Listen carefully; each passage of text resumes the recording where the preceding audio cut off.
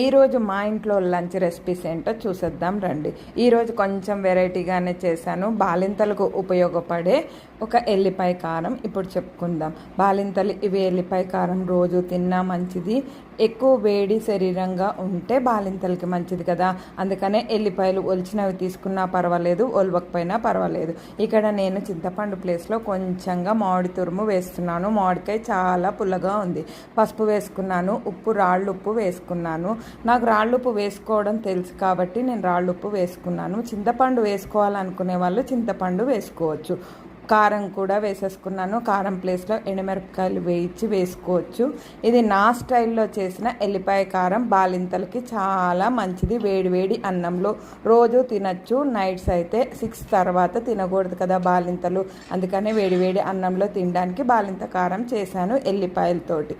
ఈరోజు కొంచెం బియ్యం ఎక్కువగా అయిపోయినాయి, అందుకనే గంజి వార్చడానికి రావట్లేదు. పైన ఇంకా కొంచెంగా నూనె పోసుకోవచ్చు, పోసుకున్నా పర్వాలేదు, పోసుకోకపోయినా పర్వాలేదు. ఇంకా ములక్కాయలు చూపిస్తున్నాను కదా, వంకాయ, ఆలుగడ్డ, ములక్కాడ కలిపి బఠానీ కూడా ఉంది. ఫ్రోజన్ బఠానీ. నేను ఫ్రోజన్వి తీసుకొచ్చినవి కాదు, ఇంట్లోనే ఫ్రోజన్ చేసుకున్నవి. ఎలా చేసుకోవాలి ఏంటి అనేది ఈసారి చేసుకున్నప్పుడు చూపిస్తాను. అది కూడా ఏం పెద్ద బ్రహ్మ విద్య ఏం కాదు.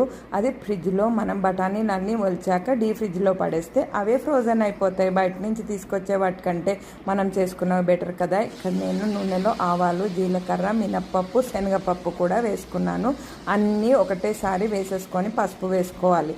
ఎందుకంటే పసుపు వేసుకోకపోతే వంకాయలో కనర్ అనేది వచ్చేసి కూర అంతా చేదైపోతుంది. ఉప్పు కూడా వేసేసుకోవచ్చు, కానీ నేను ఉప్పు వేయలేదు. ఒక టమాటా వేసుకొని మామిడి తురుము ఉంటే మామిడికాయ తురుము అనేది వేసుకున్నాను. ఇక్కడ పచ్చిమిరపకాయలు, అల్లము, ఇంకా కొత్తిమీర వేసుకుంటున్నాను. మిక్సీ పట్టి వేసుకుంటే కారానికి బదులుగా ఇవన్నీ మెత్తని పేస్ట్ చేసుకోవాలి. పేస్ట్ అయితే వేసుకుంటే కూరలో బాగుంటుంది. ఇక్కడ కొబ్బరి కూడా వేసుకోవచ్చు. స్టవ్ బంద్ చేశాక వేసుకోవాలి. కొబ్బరి ఫ్రెష్గా ఉండాలి.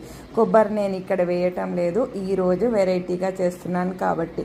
బాలింతలకు మంచిగా ఉండాలి. కొబ్బరి వేస్తే పిల్లలకి దగ్గు వస్తుంది కదా. ఎంత జాగ్రత్తగా ఉన్నా పిల్లలకి మటుకు, చిన్న పిల్లలకి జలుబు దగ్గు అనేది వెంటనే వచ్చేస్తుంది పాలు తాగే పిల్లలకి.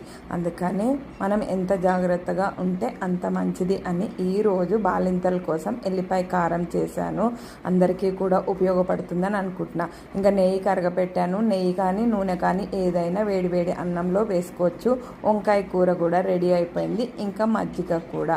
పెరుగైతే వేసుకోవటం లేదు, మజ్జిగ. ఇంకా పాలు తోడు పెట్టుకోవాలి. ఈరోజు పాలు తీసుకొని రాలేదు కాబట్టి కొంచెంగానే మజ్జిగ ఉన్నాయి. ఈరోజు మా లంచ్ స్పెషల్స్ ఇవే. మరి బాయ్, మరి సబ్స్క్రైబ్.